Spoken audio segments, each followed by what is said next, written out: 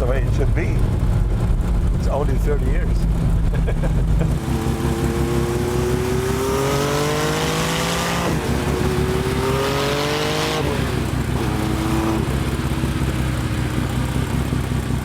Welcome to the episode of Jay Leno's Garage. Tonight we have Porsche royalty here. 3 generations of CTRs built by Ruf.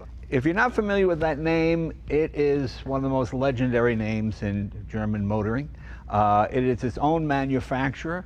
You might remember back in 1987, I think Ruf became most famous when they set the world's record for the fastest car. Road and Track went looking for the fastest car, and a car called the Yellowbird went 211 or 213 miles an hour, right up there.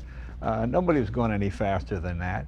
That car became so legendary, they did a production run of them, and this is the very first one. So we're going to discuss this one with the owner, my good friend Bruce Meyer. He bought that car, and then we'll meet the Rufs, and they can tell you a little about the history of the company and the exciting new stuff that's coming. It's really amazing. But let's meet Bruce. Bruce, come on in. Bruce Meyer, hello, my friend.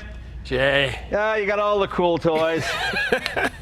Glad to share them with you, Jay. Oh, well, we love having you come by. I remember when this Road and Track issue came out, everybody just talked about it, about the Yellowbird and how fast it was. Yeah. And it was amazing to me that a small tuning shop, at least at the time, could produce the fastest car in the world. Even Porsche didn't have one. 959. It was up against the 959. Exactly. The F40. Right. Koenigsegg. Lamborghini, whatever the fastest cars were, Road and Track assembled them all. Right. And they did it in '84 too, so it won it in '84. Yeah. And '87. And this is the very first production. This is not the original Yellowbird, because that still belongs to Mr. Ruf. Correct. But this was the first production one, correct? Correct. So the prototype still belongs to the Ruf family. Right. And this is serial number 1. Okay. And I love serial numbers. I know, One. you're a big serial number guy. I know that, I know that. And what is the horsepower on this car? It's somewhere around high 5s. Right. You know, I would say 550, 575, adequate to say the least. And this would be an 89 model, correct? This is an 89 model based on the Carrera, just the Right. standard Carrera, but then he takes it completely apart. It's aluminum fenders, hood, doors. It's all, you know, bespoke to Ruf, and it has a Ruf VIN number, so it is a Ruf. Right, and 89 was 30 years ago. Oh my God. 30 years ago, there wasn't really much with, you know, nowadays 500 horsepower seems almost the norm. Yeah. But at the time, that was just groundbreaking, just staggering. unbelievable. Just Yeah. staggering. No, it was, and I've been a Porsche driver since 1961. Right. So I remember when my first Porsche had 60 horsepower, it was a normal. Right. And then I bought a 65, and that was a 911. That I think it had 140. Oh my God. So I think now to this at 550 plus. And the thing that amazed me at the time, and still amazes me to this day, is that a company like Porsche, all the Le Mans wins, all, you know, they've got the engineers, they know how to do it. They would allow a small tuning shop to literally rebrand their cars almost. You know, a Ruf is a Porsche base, there's Porsche parts in it, but it's its own manufacturer. I had never heard of anyone being allowed to do that. Yeah. Especially in Germany, where everything is, you know, That's right. Everybody's very strict. No, you cannot do this. No, you cannot do that. That's I right. mean, the fact that he was privileged, given this honor. I mean, that's amazing to me. That because usually manufacturers walk, no, you can't use my name. No, you can't do this. The fact that they allowed his name on their product. Yeah. I mean, that's what really sold it for me, and that's what I think has made the company so impressive. 100%, and it's still today a Ruf. Right. And it's still owned by the Rufs. Yeah. And we have both of them here today. Why don't you introduce them? We sure do. Alois Ruf and his wife Estonia, and we were talking earlier. So, you know, Estonia, my dear, meet Jay Leno. Oh, it's a pleasure. It's a pleasure, Jay. We are the same age, and we have the same hair, so it's all, that's what I can say. You know, I have the same hair as he does. Yeah. See, I never got to meet Enzo Ferrari and those guys, but I got to meet him, so this is pretty impressive. And his accomplishments are certainly no less impressive than Enzo Ferrari's, because you've done just amazing work. Now you have 3 generations of cars here. This, of course, is the first one. Now tell us about the second generation. Well, the second generation happened exactly 10 years later. It was in 1996 when we introduced this car, and it was based on the Porsche 993. Right. But we were using all the clues that we learned from the first generation, like removal of the rain gutter to be more slick, also for aerodynamic reasons. And this time we were a little bit riskier with design. Whilst the first car, the first generation, still looks very much like a 911, very sober lines, we were going here a step ahead, and we were going in the rear engine. Here, as you can see, a different type of a rear wing, which has several functions. One function is to allow the air to come in, for the intercoolers to cool, and also the air for the intake, for the combustion air. It's all happening with this lid here. So that required that the whole rear end of the car, from the body, from the structure, had to be changed and was very much made bespoke to our needs.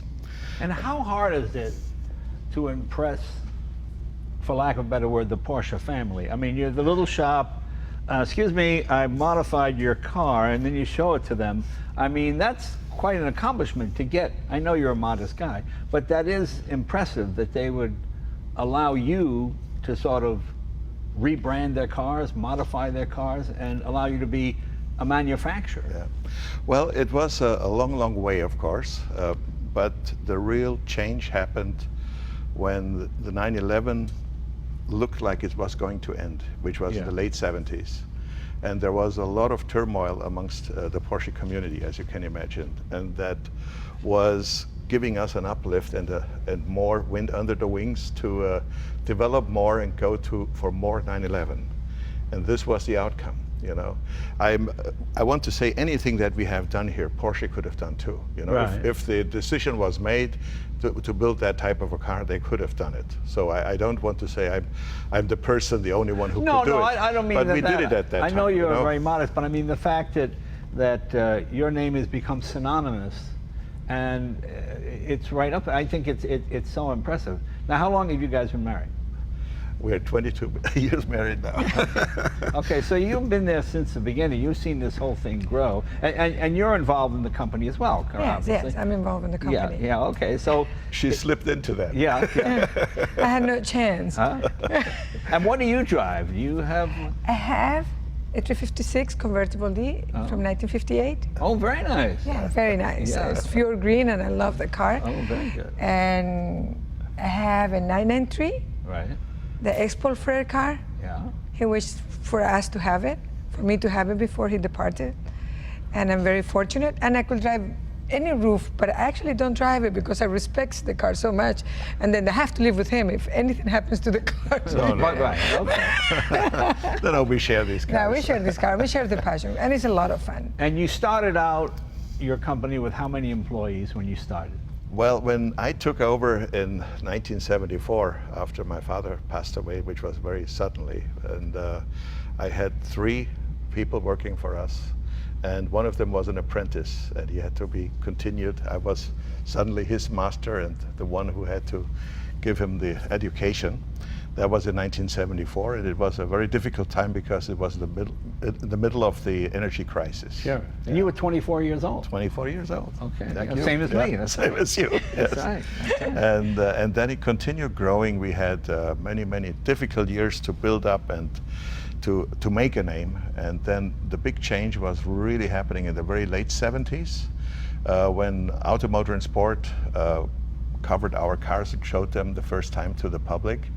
And then the international breakthrough was really with Yellowbird, with Road and Track, because with the Anglophone press, this was the #1 in the world. Right. And then everybody else followed, Japan or whichever country. And then in the 1980s, we were really growing, and the company was remodeled. We built new buildings, and we grew the staff. And today we are a staff of 65 employees. Wow. That's, And, it's good size, but still intimate. It's an intimate size, but it's a size where you really have to make sure that enough is And is turned it- over every month. Is it hard to impress the German government to become a manufacturer? Yes, that is a very tough I mean, deal. it's tougher, I think, than even the United States. No, I wouldn't say that, you know. No? I mean, EPA, DOT, all these things Right. are not easy to come by. But the base was definitely to become a manufacturer in Germany. And that happened in 1981. We were registered as a car manufacturer. And ever since our cars that are built from scratch, were built up from scratch, they bear our chassis number, a 17-digit number. Wow, that's impressive. Yeah, that's great. These are the cars that are very sought after today. Let's look under the hood of the Yellowbird. Okay.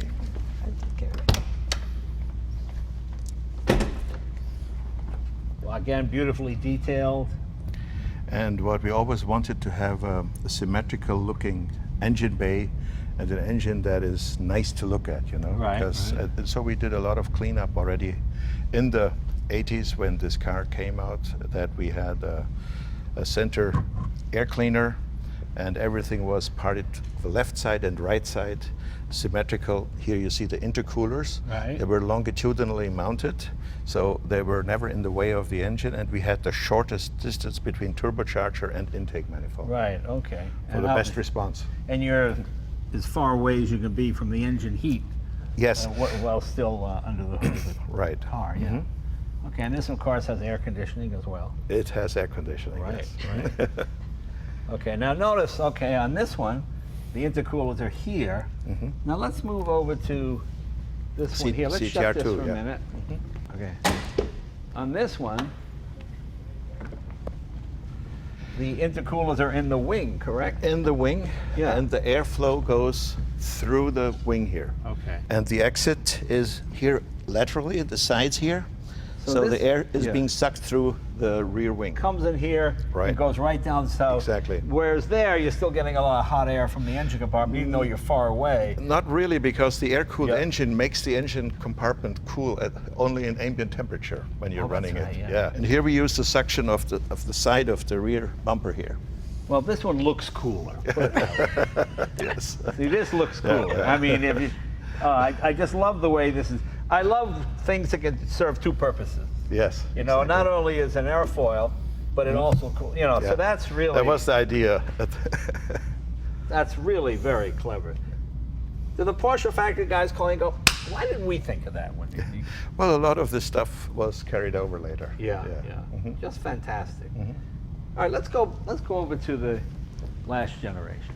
Explain the name CTR. What is it? Where does it come from? What does it mean? Well, the idea of that name was Group C, from Group C Racing in the 80s, and T for turbo and R for roof. Oh, there you go. Yeah, we basically wanted to bring a type engine like a 962 engine on the road, make it roadworthy. Right. And this happened in the Yellowbird. You know, this was the first time when we went twin turbocharged. Now, with this car here, we are making the first real statement also about design. Let me ask you about the design process, because in my business, when I have a new joke, I run it past my wife. She thinks it's just funny. I do the joke. When you're laying out the initial sketches with Freeman Thomas, the other, do you take it home and go, honey, what do you think? Do you like this? Do you not like it? Is that part of the process? The first step is my wife. You know, I discuss it with her. I share the idea. Sometimes it takes a bottle of wine to understand it. Really? Yeah, sometimes. Wow, yeah. But it always works out the best this way. You know, she's my important voice here. Yeah. And we really enjoy this part, especially when we are creating something new. And when we have Freeman in the circle, then, you know, many ideas pop out, and you just have to grab the right ball, you know. Yeah. And this beautiful shape that came out because he gave the lines to this car, and he tried to make it very feminine, you know, to following the beautiful lines of a female body. And the person who actually executed it at the end was Mr. Soderbergh, Richard Soderbergh, who used to be his former boss and headhunter when he came to Porsche.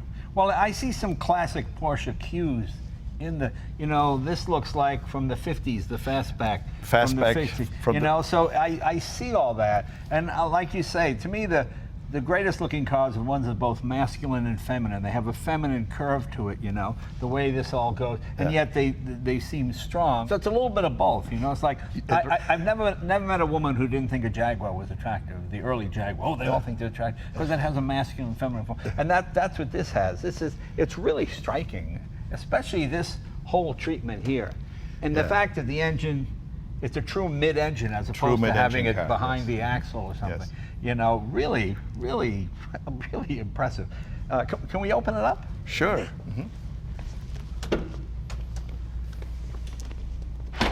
Okay.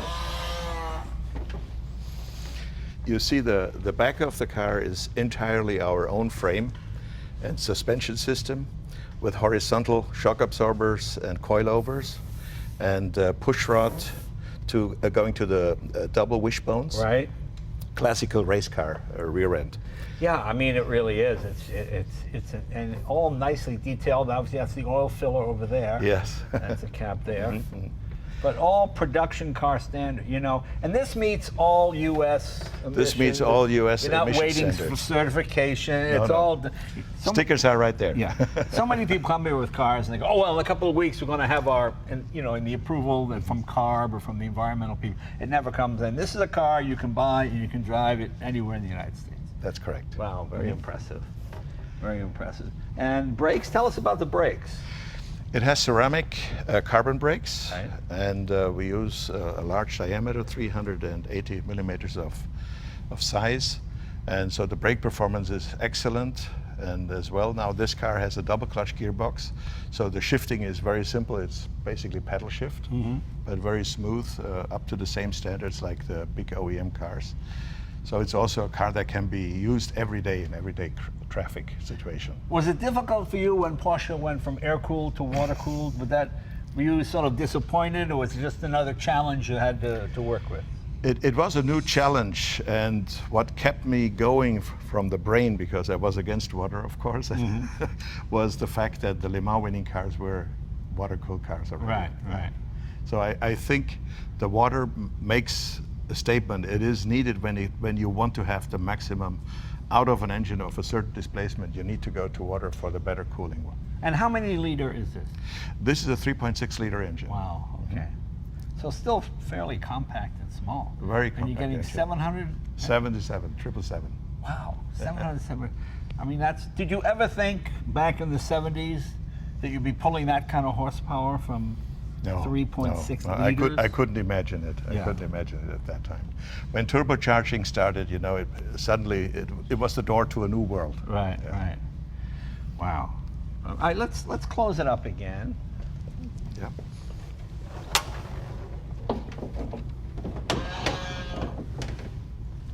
Let's talk about the transmission development in these three cars. This one is a 5-speed, right? Yes. But the Porsche turbos were all 4-speed. 4-speed, right? The generation of the 930s, they were always 4-speeds, except the last model year of Porsche in 1989. And we decided in 1981 already to make our own 5-speed gearbox. Okay. So that enhanced the use of the engine, and it was a much more drivable car because you were suddenly in correct gear. Right, right. And that is the gearbox that we used also for the CTR, for the first one. Okay, so this was a 5-speed. Then this next generation come along. This is 6-speed? That's a 6-speed. Your gearbox as well? Was also our gearbox, Okay. developed by us. And now the new one has a 7-speed double clutch gearbox. Okay. Yeah. You know, I like the double clutch, but it just feels precision. A lot of times manufacturers make the excuse, that's too heavy, it's lighter with a torque converter, but it always feels, you know, with the double clutch, you go bang. I mean, it's sharp, No, it's crisp. from the engineering, it's the best type of Right, gearbox to have right, today. Yeah, okay. absolutely. Well, you know, this is one of these deals, you don't know which one to drive. And being sort of a historian and thinking back to 1987, this is the car that put your name on the map, all that time. Because see, you know, when I was a kid, I never appreciated Porsche because in America you get a Corvette with 400 horsepower for less money than a little foreign car with 180 horsepower. Yeah, yeah. And then when you came along and put over 500 horsepower, suddenly that upped the stakes. You got the European styling and handling with American style horsepower. Yeah. I think that's, for a lot of Americans, that's what really put your car on the map and making it the fastest car in the world. So if we could go for a ride in any one of it, could you and I take a ride in this one? Certainly, absolutely. Okay, yeah, cool. let's go. Cool. All right, great. Let's do it. Good. All right. All right. Very cool. Anytime I get to drive one of Bruce's cars when he's not around, that's fantastic. Cool, let's do it.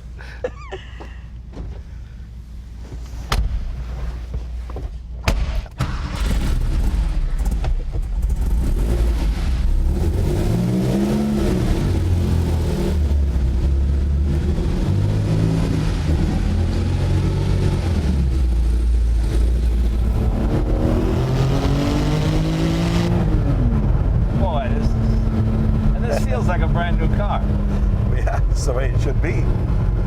It's only 30 years. When you first opened your shop, did you do all cars or just Porsche? Now, my father had a shop where he worked on anything, you know, Right. anything that had wheels. And I grew up this way. I watched him and saw how he was working on everything and every possible problem there was after World War II. You know, the people were wanted who could make out of nothing something. Right. And then in 1963, the whole Porsche story for us started with an accident. My father had a tour bus that he actually built himself. Right. And he took the people on charter tours on the weekends. And on one Sunday, he's been overtaken by a Porsche 356. And the driver loses control and ends up in the ditch, Right. rolls over the car. My dad ends up buying the car, fixes it, Right. and that was the beginning for our Porsche story. Oh, is that right? That was the beginning. So yes. that guy hadn't had that accident. Yeah, it was an accident how the whole thing started. Yeah. And then we had the car for 1 year. We really enjoyed it. We loved this car. And then we sold the car. Almost, I would call it an accident again. We were in Munich driving along the Leopoldstrasse, and suddenly a young guy knocks at our window and asks us to stop. He wants to talk to us. And he bought the car on the spot on a Sunday afternoon. Really? He had the money in cash. He was a student who was dealing with Porsche cars. Wow. As an extra income for him. Yeah. And the way this sale happened was something like never happened before, you know, because it was effortless. Yeah, it's funny. Before every sale was an effort, you know. Now, And, was your dad trained or self-taught? my dad was trained and self-taught. Oh, okay. Both, you know. He had an education, a basic education, but the rest was the University of Life. Yeah. It feels like one solid piece. Yes. You know, that's the one thing I love about my 63 356 twin cam that I have. It feels solid. It all feels like one You have a piece. 356 twin cam also. Yeah. Beautiful. That's great. It's a fabulous motor. Yeah. It's the one I like. It's the plain bearing. It's not the roller bearing. So, Okay. you know, it lasts a long time. Boy, it pulls so strong. And you only built 29 of these. 29 with the Ruf chassis number. There was a series of cars that we built also that were modified cars. Now, why the number 29? Just that's what It you just happened to be this way. Oh, okay. It just happened to be this way. You know, Bruce is very particular with his cars. He wants to have the best chassis number. He wants to have the fastest car, the most unique, the one and only. Right. And this is really great that he's allowing us to use his car. Yeah, because this is the first one. So yeah, and it's so special that we could use it for this show today. Really appreciate that very much. Do you feel sad every time one leaves, like your baby's leaving? You know. Well, especially when I know that it goes to a good home. You know, then it's only extension of the family, and all our people who have these cars. Eventually, we all become friends, and we are part of one family, which is great, and we enjoy that. Well, That's I'm a wonderful. sucker for that. I love the fact that I can talk to the man who built it and designed it and who understands it. To me, the best cars are always one man's vision. I say one man or one person because there aren't that many women designers, but when I was growing up, it was Duesenberg, it was Porsche, it was W.O. Bentley, it was Gordon Murray, it was yourself. You know, people have one idea what it should be, and they're usually right. You know, cars designed by committee. No, committee doesn't work. No. It takes one head, and he has to be persistent. To make it happen. I mean, it must be so hard now compared to the early days as a manufacturer. Early days, you just built a good, strong, dependable car, and you were in. Now you've got to meet every country, every rule, every regulation. That makes it a lot more complicated. But thank God there are also some ideas that help, you know, like the small volume manufacturer. There's a special status that allow you not to make, you still have to meet all the standards, but you don't have to crash a car, for instance, you know, because that is mission impossible for us to crash one or three cars, you know. So some of that work can be done with virtual computer work. How many cars have you built in total since you became a manufacturer? I think about 600 cars are out there. 600, wow. Over the years. And car number 1 is where, do you know? Well, of the CTR, the car. No, just since you started building as a manufacturer. The oldest one that I know is still in Germany. Yeah. Yes. What's your biggest market? Is it Germany or America? The biggest market is definitely, when I say the West, and America is the opinion maker for our cars. When Americans love our product, because this is the nation where all the car crazies and petrol heads get together. This is the place here. And it's so important because the people in Asia, they want our product because the Americans love it. But to answer your question, I would say still the main market is for us the United States, because there's so many car lovers here. And they appreciate that. And people in Europe very often don't understand it, because they say they have a speed limit. What do they want to do with this car? Well, we have some customers, they have 2 of the same, one in America and one they keep with us in our storage facility. Right. And they come to Germany to drive and enjoy the Autobahn. I've been on the Autobahn. I really enjoyed it. It takes the certain hours when you can really still enjoy it, because our speed limit is really the traffic. I came to Los Angeles the first time in 1970. Oh, right. Yeah, that was my big eye-opener, and learned about the car culture and the way of life here in the West. It was just amazing. For me, that was the biggest eye-opener of all times. Yeah? Yes. And I just met with a friend who welcomed me on that day when I arrived. Who's still a very good friend of mine, and he lives in Long Beach. And at that time, it was the car culture with the hot rods and flames coming out of the side pipes and stuff like that. It was impressive. In the 70s and 80s, Porsches in America was still relatively cheap. Relatively, yeah. I mean, if, let's say in 1970, for $8,000, you bought a new 911. Yeah. But I think you could buy 3 Cadillacs for that. Well, yeah. You know?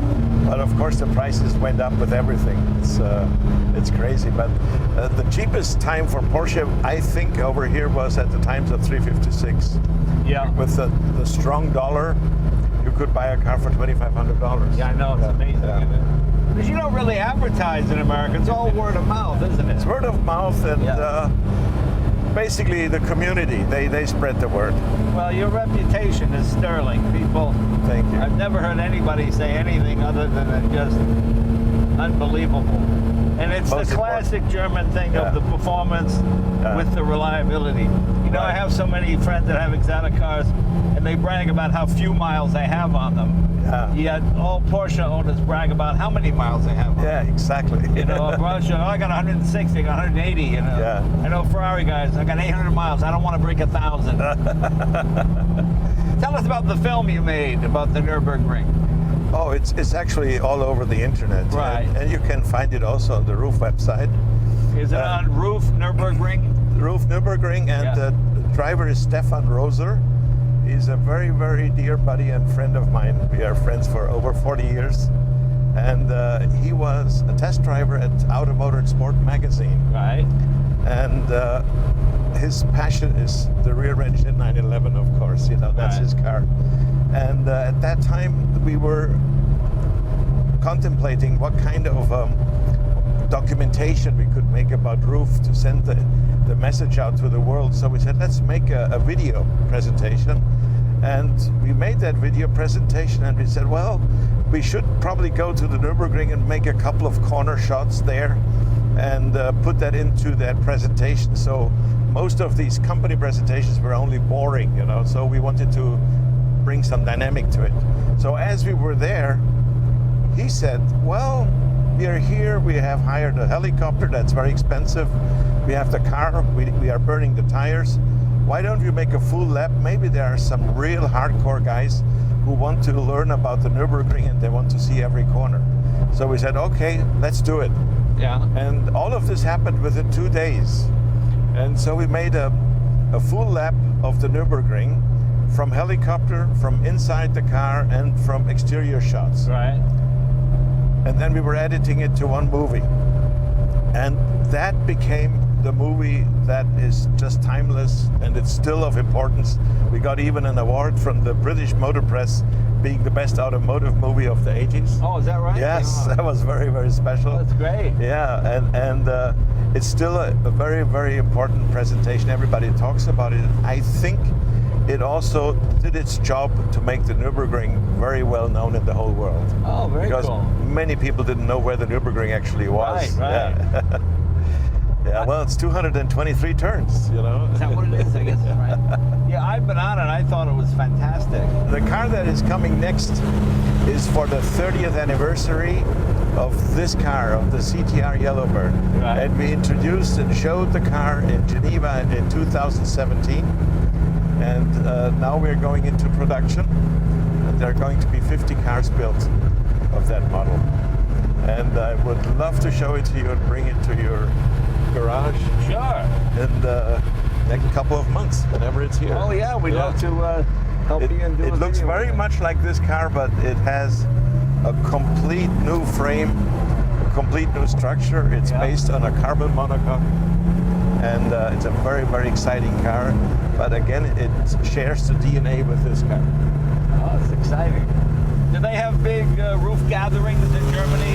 Yeah, we have roof gatherings everywhere. We have Yeah, a Japanese roof club that just turned 32 years. Oh, wow. 2 years ago they turned 30, and we have Roof Club in Germany. We have World of Roof over here in the States, and so we always have something going. Yeah, that's fantastic. Yeah, and the big gathering will be this year when the company celebrates the 80th anniversary. That will be in October this year. I think people like to have something with a name on it, and they like to put a face with a name, and Yeah, they like to know that's- there's a person responsible. It's you know? more personalized. I mean, definitely. you live in an era of so many faceless corporations. You Yes. know, who's Yeah. the boss? Who's the you want that Yeah. human connection. Sure, the human connection is definitely Yeah, there. and people It's definitely there. know your philosophy and your lifestyle, so they share it. You know, they feel the same way you do. You know, Yes, definitely. I'm always a sucker for engines signed by the builder. You know. Yeah. Oh, that's the guy. You know? That's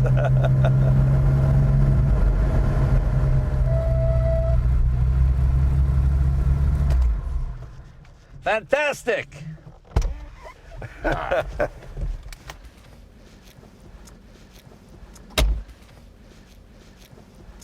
okay. Well, that was great. Hey, Jay. Thank you so much. Thank Where's you. Estonia? Estonia, come in here. Bruce. Made it. Thank Good you to see you. for letting us use your car. Were you frightened? Did you enjoy it, Jay? Oh, it's fantastic. I want to thank my friend Bruce Meyer for buying this car and the Rufs for building it. Really fantastic. It's so exciting when you get to meet the person behind the car. As we're talking in the car, you know, so many things now, it's corporate, you don't know who's who. So when you can put the face to the machine, it's really fantastic. So thank you, my Jay. friend. Thank you. Thank you so much. Was a real honor. Thank you so much. Thank you. Well, Bruce, Thank thanks you. you guys. Thank you. God, yeah, this is fantastic. And Fantastic. thank you, Bruce. Bruce. What a wonderful machine. Next time we'll drive the last generation, but this, unbelievable. See you next week.